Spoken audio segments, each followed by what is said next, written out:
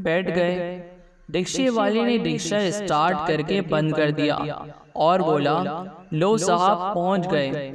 एक चरसी ने शुक्रिया अदा किया, दूसरे ने पैसे दिए और तीसरे ने ड्राइवर को थप्पड़ मार दिया। ड्राइवर समझा इसको पता चल गया है।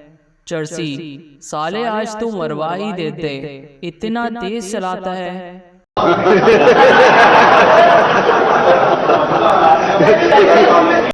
आदमी फकीर से, तुम्हें शर्म नहीं आती? रास्ते में खड़े होकर भीख मांगते हो। फकीर जलकर, तो क्या भीख मांगने के लिए दफ्तर खोल लो? उस्ताद, सबक पढ़, फिर अमानत का, सदाकत का और शुजाअत का। शागिर्द, लो कर लो गल, अपना याद नहीं होता, 3 3 का कैसे होगा?